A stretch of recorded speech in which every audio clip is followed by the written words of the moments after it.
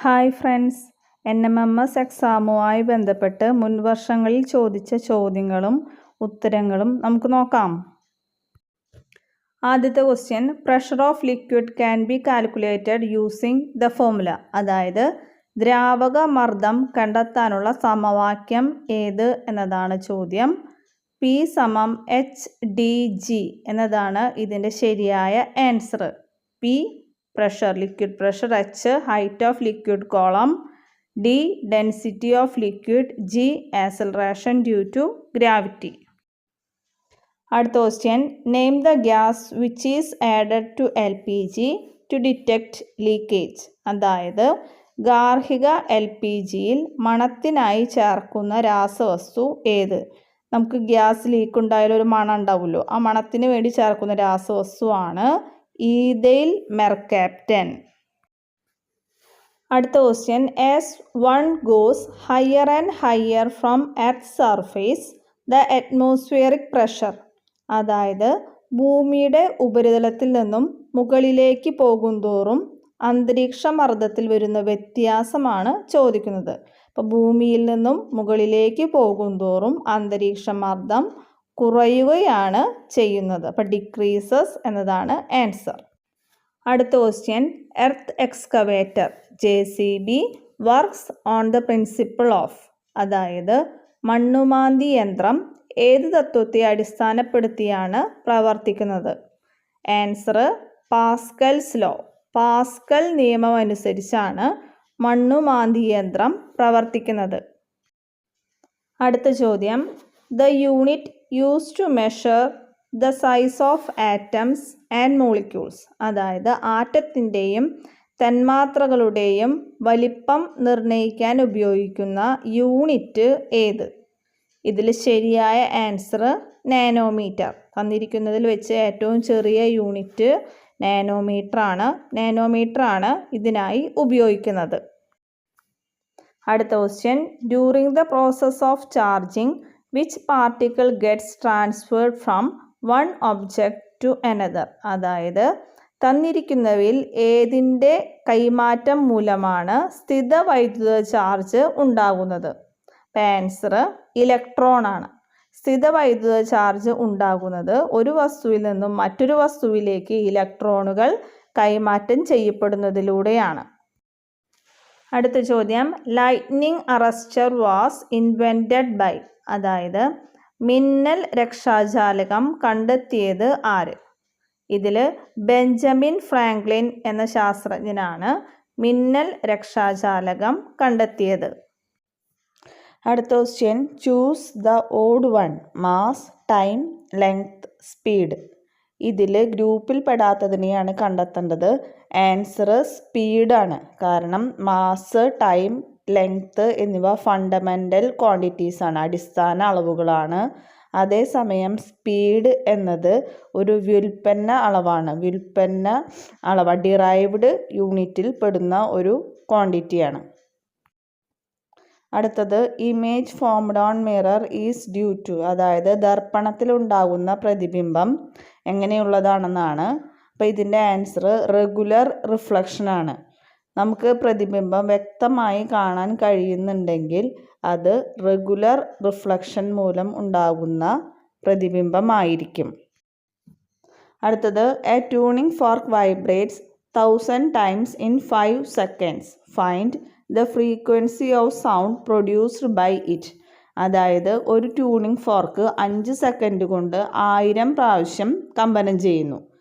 അതിൻ്റെ ആവൃത്തിയാണ് കണ്ടെത്തേണ്ടത്. ആവൃത്തി കണ്ടെത്താനുള്ള സമവാക്യമാണ് F = N/T. F = N/T. F ആവൃത്തിയാണ്, N കമ്പനങ്ങളുടെ എണ്ണമാണ്, T സമയം.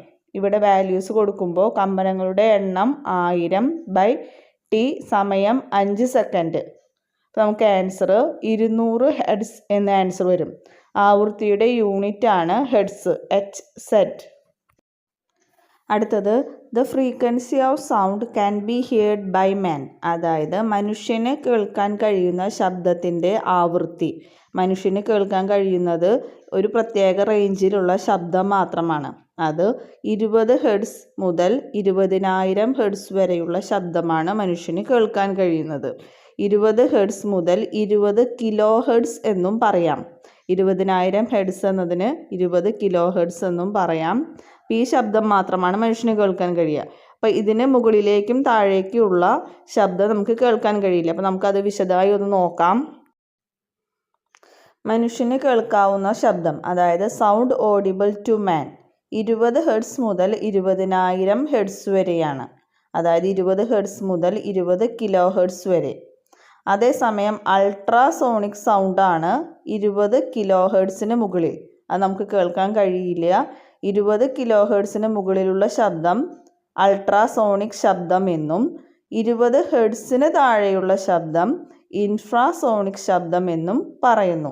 അപ്പോൾ അൾട്രാസോണിക് സൗണ്ടും ഇൻഫ്രാസോണിക് സൗണ്ടും മനുഷ്യന് കേൾക്കാൻ കഴിയില്ല. അടുത്ത question, the diagram given below shows the magnetic flux lines between two magnetic Paul's. Which of the following represent the Paul's correctly. അതായത് ഒരു ചിത്രത്തിൽ തന്നിട്ടുണ്ട്. ചിത്രത്തിൽ 2 കാന്തിക ധ്രുവങ്ങൾക്കിടയിലുള്ള കാന്തിക ബലരേഖകളാണ് ചിത്രീകരിച്ചിരിക്കുന്നത്. ഇതിൽ ശരിയായ ഓപ്ഷൻ ഏതാണെന്നാണ് ചോദ്യം. അപ്പോൾ ഇവിടെ ശ്രദ്ധിക്കാനുള്ള കാര്യം, കാന്തിക ബലരേഖകളുടെ ദിശ കാന്തത്തിന് പുറത്ത് നോർത്തിൽ നിന്ന് സൗത്തിലേക്കായിരിക്കും, എന്നിൽ നിന്ന് എസ്സിലേക്കായിരിക്കും. അപ്പോൾ അതാണ് അവിടെ ശരിയായ ആൻസർ വന്നിട്ടുള്ളത്. എന്നിൽ നിന്ന് എസ്സിലേക്കായിരിക്കും കാന്തിക ബലരേഖകളുടെ ദിശ. അടുത്തത്, a force is acting over an area of 4 metre square normally. അതായത് 4 മീറ്റർ സ്ക്വയർ പരപ്പളവിൽ ഒരു ബലം ലംബമായി അനുഭവപ്പെടുന്നു. If the pressure exerted is 25 newton per metre square, what is the force? മർദ്ദം അനുഭവപ്പെടുന്നത് 25 ന്യൂട്ടൺ പെർ മീറ്റർ സ്ക്വയർ ആണെങ്കിൽ ബലം കണ്ടെത്തുകയാണ് വേണ്ടത്. മർദ്ദം കണ്ടെത്താനുള്ള ഇക്വേഷൻ നമുക്കറിയാം.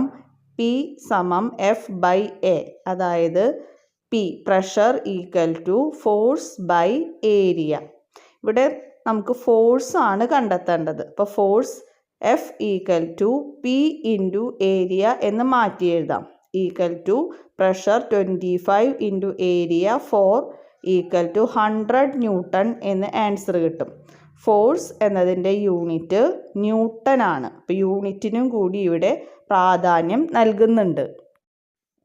അടുത്തത്, ഡെൻസിറ്റി ഓഫ് വാട്ടർ ഈസ്. അതായത് ജലത്തിൻ്റെ സാന്ദ്രത എത്ര എന്നതാണ് ക്വസ്റ്റ്യൻ. ഈ ചോദ്യം കണ്ടാൽ തന്നെ നമുക്ക് ഓപ്ഷൻസ് നോക്കിയാൽ മനസ്സിലാവും. ഡെൻസിറ്റിയുടെ യൂണിറ്റിനാണ് പ്രാധാന്യം നൽകുന്നത്. അതായത് ദ്രാവകത്തിൻ്റെ സാന്ദ്രതയുടെ യൂണിറ്റ്.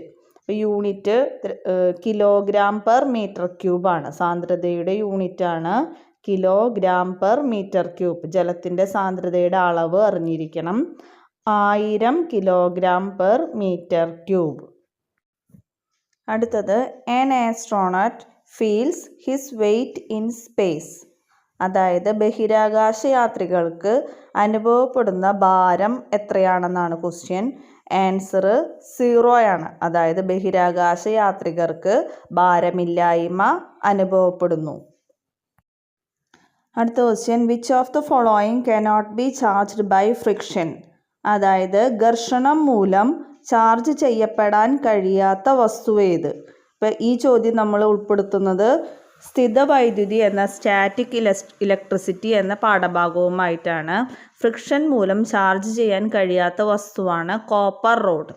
അതായത് ലോഹീയ വസ്തുക്കളിൽ, ലോഹം കൊണ്ടുണ്ടാക്കുന്ന വസ്തുക്കളിൽ സ്ഥിതവൈദ്യുതി മൂലം ചാർജ് ചെയ്യാൻ കഴിയില്ല. മെറ്റൽ പാർട്ടിക്കിൾസിൽ സ്റ്റാറ്റിക് ഇലക്ട്രിസിറ്റി ഉണ്ടാകാൻ കഴിയില്ല.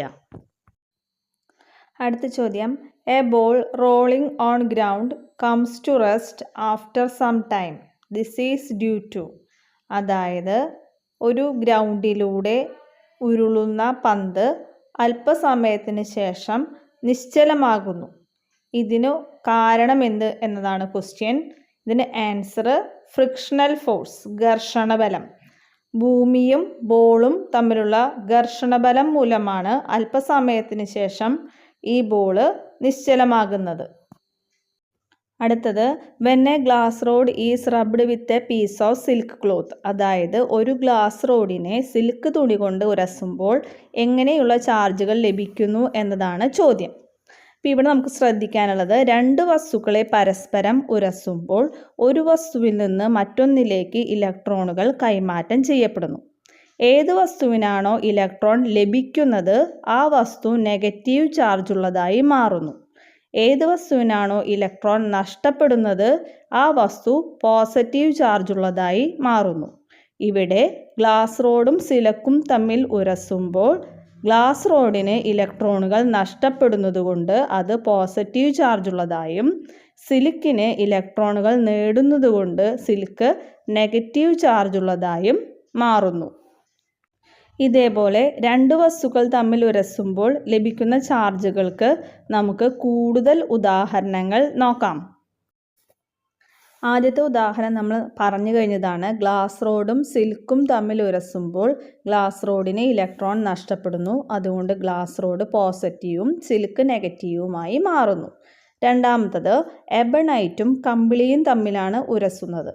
അപ്പോൾ കമ്പിളിക്ക് ഇലക്ട്രോണുകൾ നഷ്ടപ്പെടുന്നു. അതുകൊണ്ട് കമ്പിളി പോസിറ്റീവ് ചാർജുള്ളതായും എബണൈറ്റ് നെഗറ്റീവ് ചാർജുള്ളതായും മാറുന്നു.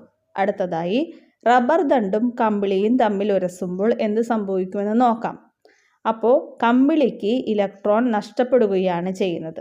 അതുകൊണ്ട് കമ്പിളി പോസിറ്റീവ് ചാർജുള്ളതായും റബ്ബർ ദണ്ട് നെഗറ്റീവ് ചാർജുള്ളതായും മാറുന്നു. അടുത്തത് image formed by a plane mirror is. അതായത് ഒരു സമതല ദർപ്പണത്തിൻ്റെ പ്രതിബിംബത്തിൻ്റെ പ്രത്യേകതയാണ് ചോദിക്കുന്നത്. അപ്പോൾ പ്രതിബിംബത്തിൻ്റെ പ്രത്യേകത ഇതാണ്: വെർച്വൽ ആൻഡ് ഈക്വൽ സൈസ്. അതായത് മിഥ്യയും തുല്യ വലുപ്പവുമുള്ളതായിരിക്കും. അതായത് ഇവിടെ ഉദ്ദേശിക്കുന്നത് വെർച്വൽ എന്ന് പറയുന്നത് ദർപ്പണത്തിന് പിന്നിലായിരിക്കും. വെർച്വൽ ആയിട്ടുള്ള ഇമേജസ് അല്ലാതും എങ്ങനെയാണ്, അതായത് മിഥ്യ പ്രതിബിംബം എങ്ങനെയായിരിക്കും? ദർപ്പണത്തിന് പിന്നിലായിരിക്കും, നിവർന്നതുമായിരിക്കും. അതുപോലെ ഈക്വൽ സൈസ് ഉദ്ദേശിക്കുന്നത് വസ്തുവിൻ്റെ വലിപ്പവും ഇമേജ് അതായത് പ്രതിബിംബത്തിൻ്റെ വലിപ്പവും തുല്യമായിരിക്കും. അപ്പോൾ ഒരു സമതല ദർപ്പണത്തിൻ്റെ പ്രതിബിംബത്തിൻ്റെ പ്രത്യേകത നമുക്ക് നോക്കാം. എന്തൊക്കെയായിരിക്കും? വെർച്വൽ ആയിരിക്കും, ഈക്വൽ സൈസ് ആയിരിക്കും, അതുപോലെ ഇറക്റ്റ് അതായത് നിവർന്നതായിരിക്കും. പിന്നെ ദർപ്പണത്തിൽ നിന്ന് വസ്തുവിലേക്കുള്ള അകലവും പ്രതിബിംബത്തിലേക്കുള്ള അകലവും തുല്യമായിരിക്കും. ഇതേപോലെ ഒരു കോൺവെക്സ് മിറർ ഉണ്ടാക്കുന്ന ഇമേജിൻ്റെ പ്രത്യേകതകൾ നമുക്ക് നോക്കാം. അത് പ്രത്യേകത ഇതൊക്കെയാണ്: സ്മോൾ അതായത് ചെറുതായിരിക്കും, ഇറക്റ്റ് എന്ന് പറയുമ്പോൾ നിവർന്നതായിരിക്കും, വെർച്വൽ എന്ന് പറഞ്ഞാൽ മിഥ്യയായിരിക്കും. ഇപ്പോൾ ഒരു കോൺവെക്സ് ദർപ്പണം ഉണ്ടാക്കുന്ന പ്രതിബിംബം എല്ലായ്പ്പോഴും ചെറുതായിരിക്കും, നിവർന്നതായിരിക്കും, മിഥ്യയായിരിക്കും. ഇനി കോൺവെക്സ് ദർപ്പണം ഉപയോഗിക്കുന്ന ഒരു സന്ദർഭമാണ് റിയർ വ്യൂ മിറർ. അതായത് വാഹനങ്ങളിൽ ബാക്കിൽ നിന്ന് വരുന്നവയെ കാണുന്നതിന് ഈ റിയർ വ്യൂ മിററായി കോൺവെക്സ് ദർപ്പണം ഉപയോഗിക്കുന്നു. അടുത്ത question: choose the correct in which forces due to rolling, static and sliding friction in decreasing order. അതായത് ചോദ്യം ഇതാണ്: 3 തരം ഘർഷണങ്ങൾ, റോളിംഗ് അതായത് ഉരുളൽ ഘർഷണം, സ്റ്റാറ്റിക് നിശ്ചല ഘർഷണം, ആൻഡ് സ്ലൈഡിംഗ് ഫ്രിക്ഷൻ അതായത് നിരങ്ങൽ ഘർഷണം, ഇവയെ ഡിക്രീസിംഗ് ഓർഡർ അതായത് കൂടുതലുള്ളതിൽ നിന്ന് കുറഞ്ഞു വരുന്നതിലേക്ക് എഴുതണം. അപ്പോൾ ഇതിൽ ശരിയായ ഓപ്ഷൻ സ്റ്റാറ്റിക്, സ്ലൈഡിംഗ്, റോളിംഗ് എന്നതാണ്. അതായത് ഏറ്റവും കൂടുതൽ ഘർഷണം അനുഭവപ്പെടുന്നത് നിശ്ചലമായിരിക്കുന്ന വസ്തുക്കളിലാണ്. നിശ്ചല വസ്തുക്കൾ ചലിക്കുന്നില്ലല്ലോ, കാരണം അവയ്ക്ക് ഘർഷണബലം കൂടുതലാണ്. നിശ്ചല ഘർഷണമാണ് ഏറ്റവും കൂടുതൽ. പിന്നെ വരുന്നത് സ്ലൈഡിംഗ് അതായത് നിരങ്ങൽ ഘർഷണമാണ് പിന്നെ കുറവായിട്ടുള്ള ഘർഷണം. ഏറ്റവും കുറവ് ഘർഷണം അനുഭവപ്പെടുന്നത് റോളിങ്ങിൻ്റെ സമയത്താണ്, അതായത് ഉരുളൽ ഘർഷണമാണ് ഏറ്റവും കുറവ്. അപ്പോൾ ഇതാണ് ഓർഡർ: സ്റ്റാറ്റിക്, സ്ലൈഡിംഗ്, റോളിംഗ്. അടുത്ത question, which of the following physical quantities is not same when block is kept over the table with different faces. അതായത് നമുക്ക് ഇവിടെ ഒരു റെക്റ്റാങ്കുലർ ബ്ലോക്ക്, ഒരു ചതുരക്കട്ട തന്നിട്ടുണ്ട്. അത് ഏത് രീതിയിൽ വെച്ചാലും, അതായത് കുത്തനെ വെച്ചാലും നിവർത്തി വെച്ചാലും എങ്ങനെ വെച്ചാലും സ്ഥിരമായിരിക്കാത്ത ക്വാണ്ടിറ്റി ഏത് എന്നതാണ് ചോദ്യം. സ്ഥിരം അല്ലാത്തത് ഏതെന്നാണ് ഇവിടെ ചോദിക്കുന്നത്. അപ്പോൾ ഇവിടെ തന്നിരിക്കുന്നത് ത്രസ്റ്റ്, അതായത് വ്യാപക മർദ്ദം, വെയ്റ്റ്, മാസ് എന്നിവ സ്ഥിരമായിരിക്കും. ഈ കേസിൽ സ്ഥിരമായിരിക്കും. ഈ ബ്ലോക്ക് എങ്ങനെ വെച്ചാലും ത്രസ്റ്റും വെയ്റ്റും മാസും, വ്യാപകമർദ്ദവും ഭാരവും മാസും തുല്യമായിരിക്കും. അതേസമയം നമുക്കറിയാം പ്രഷറിൻ്റെ ഇക്വേഷൻ എന്താണ്? Pressure equal to force by area. Surface area മാറുന്നതിനനുസരിച്ച് പ്രഷറിൽ മാറ്റം വരും. സർഫേസ് ഏരിയ കൂടിയാൽ പ്രഷർ കുറയും, സർഫേസ് ഏരിയ കുറഞ്ഞാൽ പ്രഷർ കൂടും. അപ്പം ഏരിയ മാറുന്നതിനനുസരിച്ച് മാറ്റം വരുന്ന ഒരു ക്വാണ്ടിറ്റി പ്രഷറാണ്, അതായത് മർദ്ദത്തിനാണ് വ്യത്യാസം സംഭവിക്കുന്നത്. മർദ്ദമാണ് സ്ഥിരമല്ലാതെ ഇരിക്കുന്നത്. അടുത്തത്, a metal block of weight 98 Newton is placed on a table. The bottom length of block is 0.5 meter and width 0.2 meter. Find the pressure exerted by the block on the table. അതായത് ഒരു block, അതൊരു ചതുരക്കട്ട നമുക്ക് തന്നിട്ടുണ്ട്. ആ കട്ട, അതിൻ്റെ weight ആണ് 98 newton. അതിൻ്റെ താഴ്ഭാഗത്തിൻ്റെ നീളവും വീതിയും തന്നിട്ടുണ്ട്. നീളം 0.5 മീറ്ററും വീതി 0.2 മീറ്ററുമാണ്. നമുക്ക് കണ്ടെത്താനുള്ളത് പ്രഷറാണ്, മർദ്ദമാണ് കണ്ടെത്താനുള്ളത്. മർദ്ദം എന്നതിൻ്റെ ആൻസർ നോക്കാം. മർദ്ദം എന്നതിൻ്റെ ഇക്വേഷൻ ഇതാണ്: pressure equal to force by area. മർദ്ദം സമം ബലം ബൈ പരപ്പളവ്. ബലം ഇവിടെ തന്നിട്ടുള്ളത് 98 ന്യൂട്ടനാണ്. ബലം എന്ന് പറയുന്നത് അതിൻ്റെ വെയ്റ്റിന് തുല്യമാണ്. അപ്പോൾ നമുക്ക് എത്ര വരും? 98 ന്യൂട്ടൺ. മർദ്ദം സമം 98 ബൈ 0.5 ഇൻറ്റു 0.2. 0.5 ഇൻറ്റു 0.2 എന്ന് പറയുന്നത് അതിൻ്റെ പരപ്പളവാണ്, ഏരിയയാണ്. നീളം ഇൻറ്റു വീതി ചെയ്തത്. അപ്പോൾ മർദ്ദം സമം 98 ബൈ 0.5 ഇൻറ്റു 0.2 സമം 980 ന്യൂട്ടൺ പെർ മീറ്റർ സ്ക്വയർ, അല്ലെങ്കിൽ 980 പാസ്കൽ എന്ന് നമുക്ക് ആൻസർ കിട്ടും. ഇത്രയും ചോദ്യങ്ങൾ എല്ലാവർക്കും മനസ്സിലായി എന്ന് കരുതുന്നു. ഇത് മറ്റുള്ളവർക്ക് ലഭിക്കുന്നതിന് വേണ്ടി ഒന്ന് ഷെയർ ചെയ്യുക. വീഡിയോ എല്ലാവരിലേക്കും ഷെയർ ചെയ്യണം. കൂടുതൽ വീഡിയോസ് ഇടുന്നത് ലഭിക്കുന്നതിന് വേണ്ടി ചാനൽ ഒന്ന് സബ്സ്ക്രൈബ് ചെയ്യണം. Thanks for watching.